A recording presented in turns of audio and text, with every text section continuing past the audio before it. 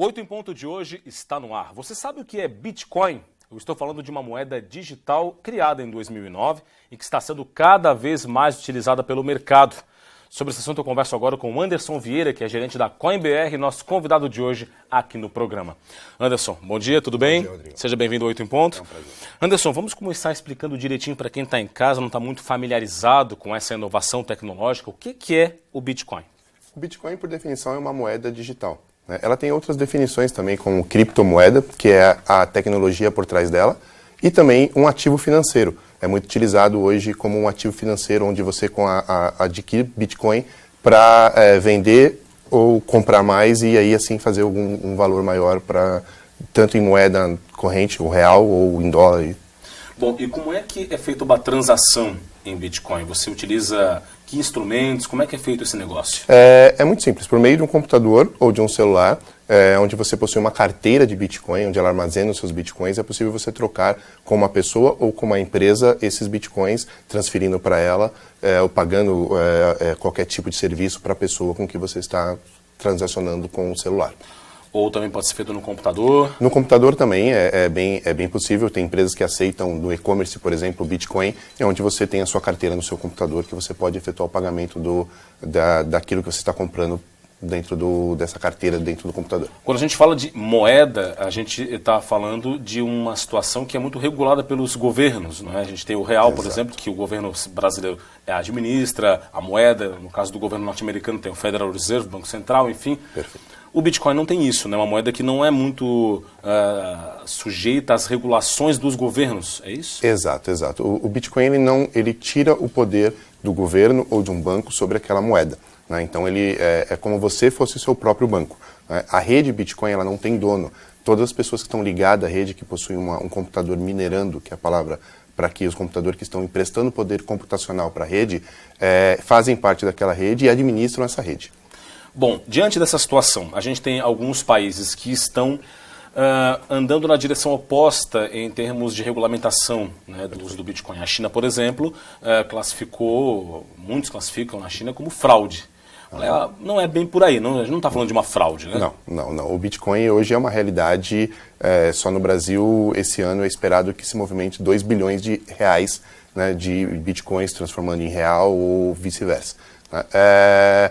A regulamentação vem para dar um ponto, um alento às pessoas que estão usando o Bitcoin. Hoje elas são meio que marginalizadas por bancos, a gente não consegue abrir conta em banco, ou o banco fecha a nossa conta de empresa até que trabalham com Bitcoin, e o Brasil precisa se posicionar em relação a isso, dizer o que é o Bitcoin para o Brasil. É um commodity? É uma propriedade ou é uma moeda? Então como é que vai ser tratada, né? A China, ela indicou como uma moeda digital e trata isso dessa forma. Então houve um ganho muito excessivo. Os chineses são 90% das transações em Bitcoin acontecem na China, né? Então isso fomentou o mercado nacional, e isso ajudou a crescer o mercado tecnológico da China também. O Japão também está já atuando numa regulamentação, na direção de uma regulamentação do uso do Bitcoin? Perfeito, exatamente. O Japão ele utiliza agora também como uma moeda digital, liberada antes não era, né? E ele está seguindo no caminho para que seja uma regulamentação em questão de impostos, em questão de tudo que possa auxiliar o governo a entender também a moeda. Agora, para o usuário comum, Anderson, para o cidadão comum que quer utilizar a moeda virtual, quer utilizar o Bitcoin, quais são os cuidados que ele deve ter para que essa transação que ele for fazer com o uso dessa moeda não se torne uma dor de cabeça, não traga prejuízos? Como é que deve ser feito esse trabalho? Perfeito. Primeiro é adquirir informações sobre com quem você está trocando essa moeda, né? Vamos trocar, eu e você, preciso de informações sobre você, sobre o que você faz, há quanto tempo você já transaciona bitcoins, preciso de referências suas, né? É possível também adquirir Bitcoin em empresas, né, especializadas, que são as exchange, né? Também é um meio muito, muito seguro. As empresas são regulamentadas no Brasil através de todas as leis brasileiras, então elas conseguem dar um apoio para que essa troca de bitcoins em dinheiro ou em dinheiro em bitcoins aconteça, né? Aonde armazenar o Bitcoin também é muito importante. Qual carteira escolher, quais são as seguranças que a carteira oferece para você e as facilidades de uso. Bom, e o Brasil, né, ele está dotado para dar guarida a eventuais fraudes, crimes que aconteçam no uso dessa moeda. a gente fala muito de uma deficiência da legislação e da segurança em chegar aos crimes eletrônicos. É preciso aprimorar isso? É preciso, e por isso que precisa haver uma direção de regulamentação ou até mesmo de informação às pessoas como atuar nisso, né? Hoje o Brasil, ele, como qualquer outro país que aceita transações de Bitcoin, ele é um pouco perdido ainda de crimes e fraudes, né?